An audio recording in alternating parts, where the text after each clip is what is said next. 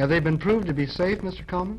I believe they have not been proved to be unsafe, because when, as and if, any ingredient in cigarette smoke is identified as being injurious to human health, we are confident that we can eliminate that ingredient. And I concluded from that report, it's true, the babies born from women who smoke are smaller, but they're just as healthy as the babies born from women who do not smoke.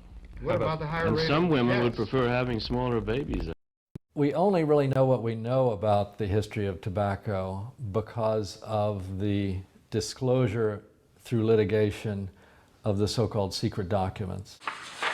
This is a vast trove of over 70 million pages of formerly secret tobacco industry documents. And these tell a tale of the design of the cigarette, of the effort by the industry to create a device that would create and sustain addiction. If you have people try different types of cigarettes, they can't really tell one type from another because the cigarette itself they're basically all the same. The cigarette contains hundreds of different ingredients ranging from castoreum, which is a secretion from the anal gland of the Siberian beaver, to humectants like glycerin and exotic flavorants and most of the world's licorice. The cigarettes don't sell unless they deliver nicotine because people are addicted. Every year there are 6 million people who die from smoking worldwide, and those are really unnecessary deaths. A great deal of design effort has gone into making this very ordinary product into something that's irresistible, seductive. Most people who smoke, 80 or 90% actually, are addicted, and in fact cigarettes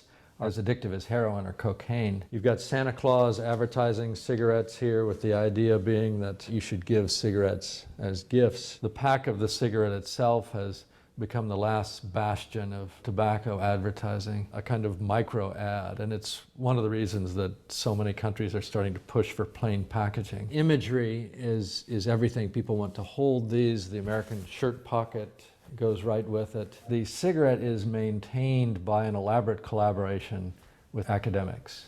Scholars from every discipline have collaborated in keeping the tobacco industry going. They serve as witnesses in court. They advise on the manufacturing properties. They advise in the marketing or the sale. And this is really an undisclosed collaboration that is responsible for the continuation of the tobacco epidemic. It's really kind of like a shadow profession that's gone on behind the scenes, and there's no accountability here. Basically, no part of culture has been exempt and has not been used in order to sell cigarettes. There are lots of things that can be done. The FDA now has the power to regulate the content of cigarettes, and they should take the nicotine as low as possible. The law actually has been written so they can't entirely bar nicotine from cigarettes, but they could reduce it to a level that is so low it would not be able to create and sustain addiction. Cat food and dog food have been more carefully regulated